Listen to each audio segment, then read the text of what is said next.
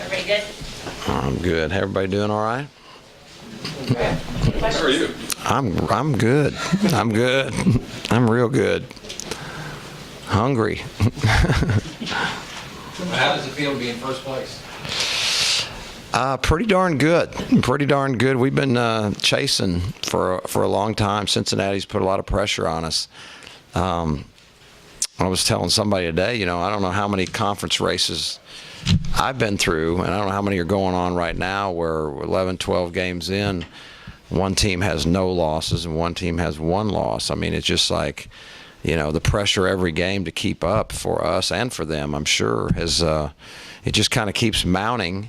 And finally to get the opportunity to get them back here. But that's the good news. The bad news, there's a lot of, at least for us, I haven't checked their schedule, but for us, a number of tough games left. So a lot of challenges. I've always said conference races those are the toughest things, not conference tournaments, postseason tournaments. The long grind, the pressure, and all the ups and downs that go through a conference race, that's the toughest period of the year, and we're right in the middle of it. And but it does feel darn good to finally be in this position. What do you think about that crowd? They I don't know how many points they scored, and I don't know how many steals they got, but it's some. Okay, I don't know how you measure it, but that crowd was fantastic.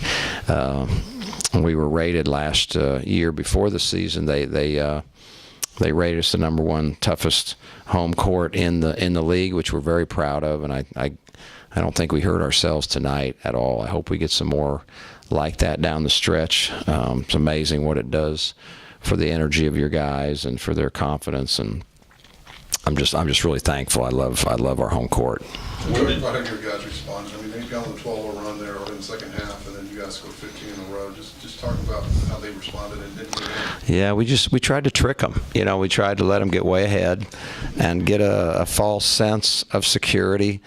Not a great time to dig that hole.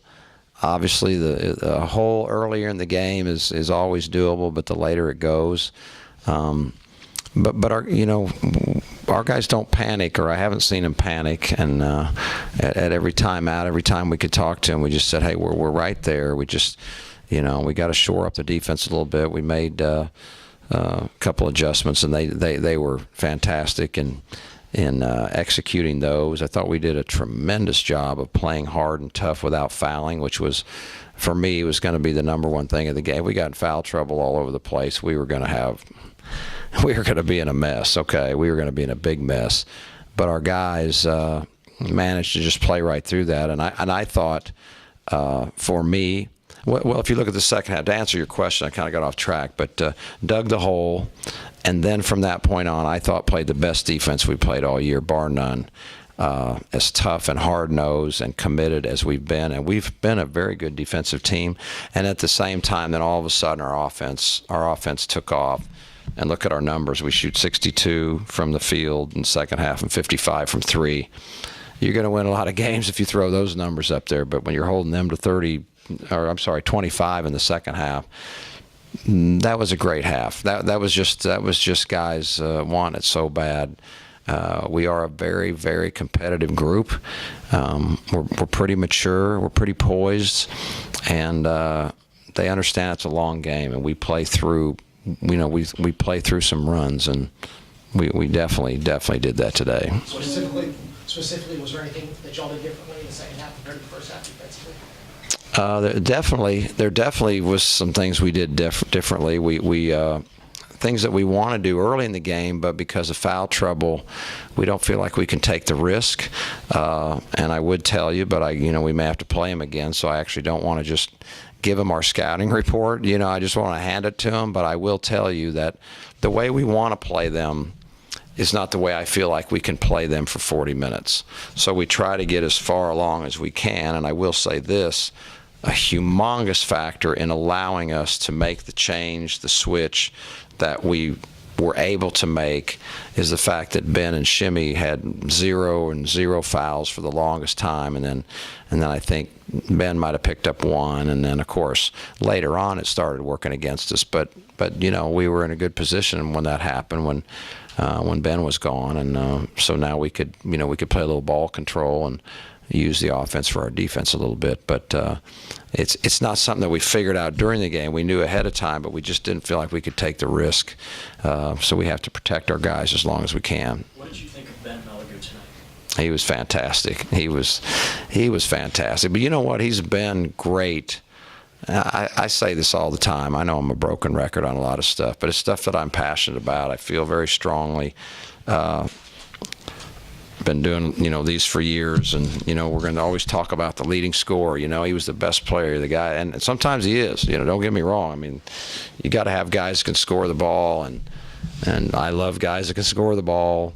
But so many times a guy is playing terrific, and just doesn't score many points or doesn't have a great shooting night. Ben Moore is one of those guys. You just watch Ben Moore every night, whether he gets 19 points or tonight he didn't score very many. But Ben is only doing about 75 great things out there. Trust me, from a winning. If you're watching winning, Ben Moore is always helping you win. Benny Malagou's the same way. Ben is underappreciated by a lot of people, but not by our staff and not by his teammates. He guards like crazy. He's very smart. He's in the right place. He makes plays for others. He's tough. He very good passer. He's made over this year. He's made some just kind of high level IQ passes to understand sort of what we're doing. At Tulsa the other day, a couple games ago, he was igniting us. Other guys are scoring. He was the kind of trigger man on a lot of things that we were running. Made great plays. Nobody talks about it. So how is he? He's a heck of a player. And when he scores, he is a really, really, really good player. But for me, I love it when he scores because then everybody they start looking at him, and he deserves to be looked at. Can it appear that the adjustments you guys might have made over the last 16 minutes was just trying to play everybody straight up and not doubling when it went inside to kind of stay out on the perimeter on their threes? Is that fair? So now you're going to give away all our secrets right here. No. That was part of it. Yeah, because if you look at what was happening in the first half, particularly, and it was nobody's fault on our team. We felt like we had to dig down. We had to give some support, so we just don't play. I call it one-on-one in the driveway. Remember when you used to play one-on-one, you just back a guy down, for like an hour, and there's no refs, and you just back them down until you're at like 1 foot, and then you foul, and then the other guy calls a foul, and then you get mad at him, and then you fight. But that's a whole other story. But I don't want them to play one-on-one in the driveway. And so we had to dig down. And how many threes did they kick out? I think in the first half they made 1 3 off a fade screen, which was a good play. And the rest of them, I think, were all post-feed kickouts, which is what they do great. This is what they do great. You have great post players. They have great shooters. And they do a wonderful job of while they're dribbling, is seeing where you're coming from and find the open man. And not only do they do that, they set up deep. They set up at NBA spacing. These guys are shooting. They're not shooting on the line a lot, unless I'm mistaken. On film, they don't. I can tell you that. But I think tonight I'm going to watch the film, and you're going to see that they're well behind the line. But we feel like we have to do that to protect, for X amount of time. And then it got to the point, partly out of necessity and partly out of we're not in foul trouble. We felt like we could be a little bit more aggressive and not have to help as much. That's why I looked at the second half. It's like, holy cow, we look like, at times look like the Iron Curtain out there. I've just never seen us look stronger, tougher, refusing to get beat on penetration, refusing to let a post player go by us. It was for me. It was fantastic, and I just love the way these guys compete. Coach, you mentioned the rest of the schedule. Don't see any ranked opponents on that, but how important was it to get this victory in terms of the other goals that I think it was a really, really important game for a lot of reasons. Obviously, one of our goals is to try to win the conference. Not to say that if we lost, we were out of the race, but we just certainly need an awful lot of help and no margin of error. So we knew that. Nobody's in the NCAA tournament right now. Nobody. They love to say you are, and you pick it up, and so-and-so's got you're in and you're out and you're in, and I think that's the biggest batch of fool's gold I've ever seen, and I hate for any of our players to ever think that because someone said we're in. We're not in. You're never in until the end when they add them all up. So that's critical. And then, of course, we're playing for a seed too, and you want the highest seed because once you get in that tournament, matchups and who you have in the first and second round, that's pretty big. So we all understood it. Our guys understood it. We did not over talk about it for sure, because I didn't want it to be, it's not the end of the season type loss if you lose, but it was probably the biggest opportunity game of the, not probably, it was the biggest opportunity game of the year we had all year so far, and thankfully we came out on the right end of it.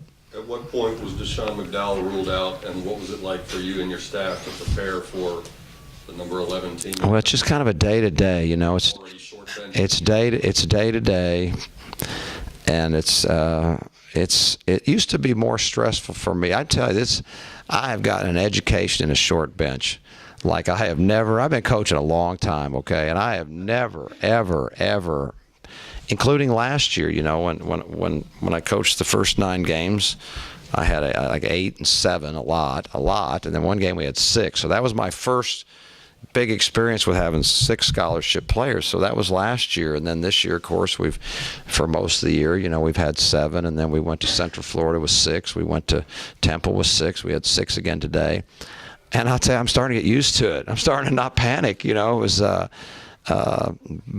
you just deal with it. But I will tell you this too, and Jonathan Wilfong, I have confidence in. While he's not a scholarship player, I'd have put him on scholarship had we been able to, but through the probation, we're not able to. So I feel really badly about that. But he's a senior, and he could play in these games. I mean, he can. So we do have another guy that I believe is ready to go play real minutes. You've seen him play real minutes before.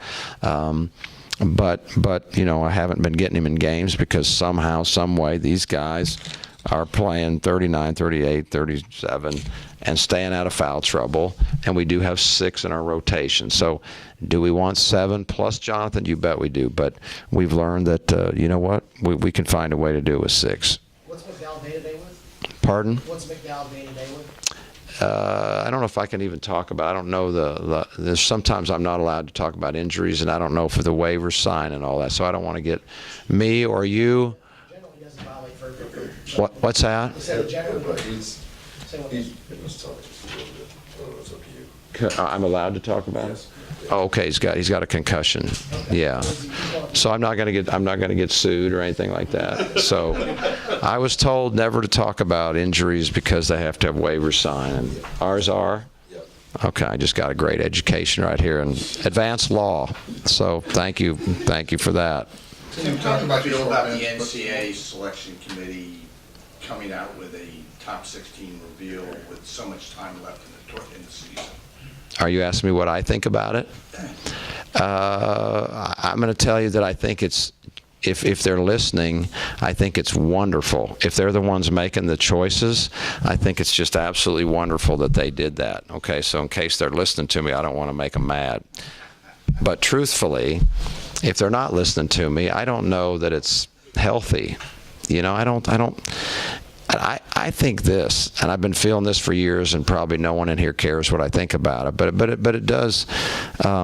We're in a conference race. You know what's going on in college basketball right now is people are trying to win their conference, and that is a big deal. It is a hard deal. It's an incredible accomplishment when you're a conference champion, because to me that's the true test of 18 games of all the things that come at you. And people nowadays, they just poo-poo it. Who cares? But who's in and who's out? Who cares about that? Who's in and who's out? Who's in and who's out? You're in, you're out, you lose a game. Now they're out, they're on the bubble, they're in. And I know from the fan standpoint, it's exciting and it's good, but I don't know. It's just taking the eye off the ball for me. Here's what I wish would happen. We would talk about conference races all across the country. And you know what? When those were done, we'd talk about conference tournaments.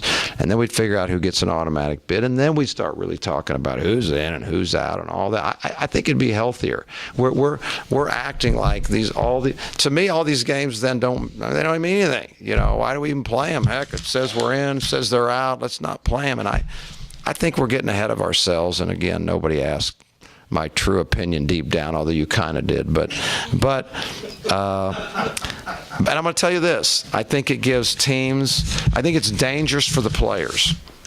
I think it's very dangerous for the players because Lord knows they're on every media, social media. They know how to gather every information. I'm sure they're seeing, and to them, if it shows they're in, they think they're in.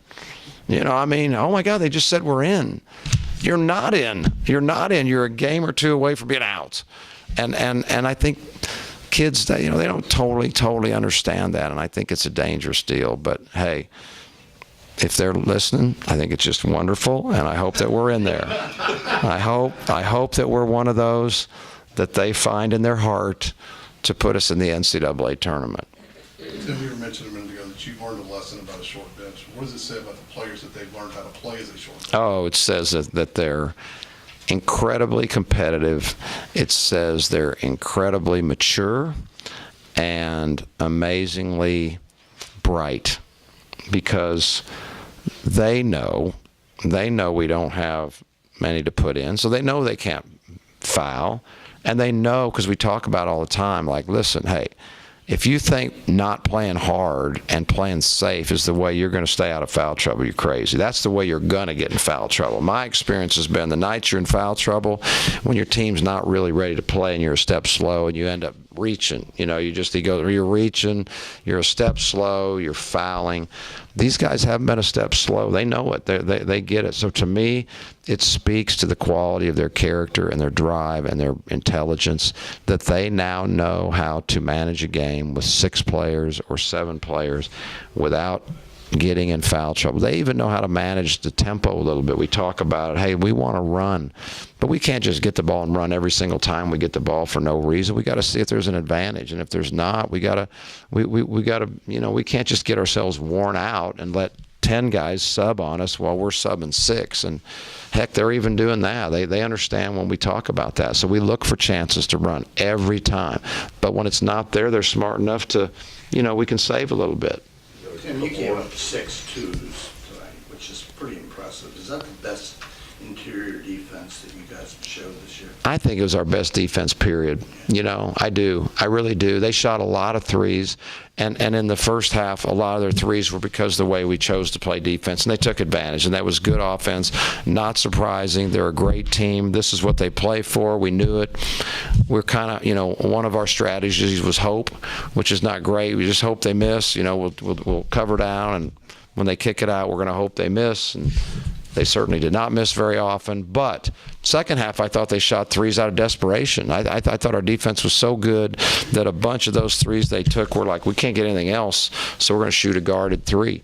And so, yeah, to me, this was our best defensive performance given who we were playing. One of the things we asked Shake and Ben, ask you too, you always talk about one game at a time and the next game's the most important.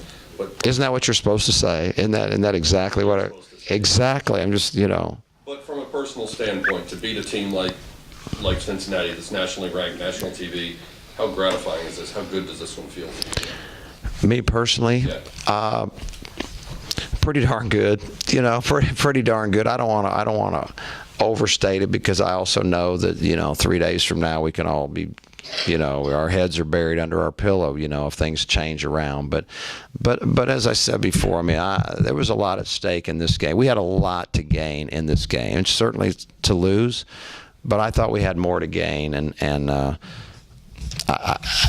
not just for me, but we're all a little selfish. But for me, yeah, it was a big game. But I want our guys to get what they deserve. I thought they deserved to be ranked in the top 25. I love that they got ranked because they deserve it. And I love the fact that they won today because it'll, more people will be talking about them, more people will be looking at them, more people will respect them.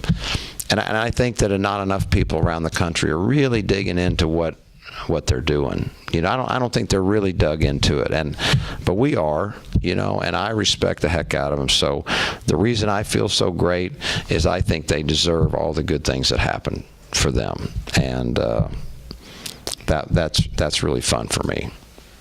Anything else? Thank you, guys.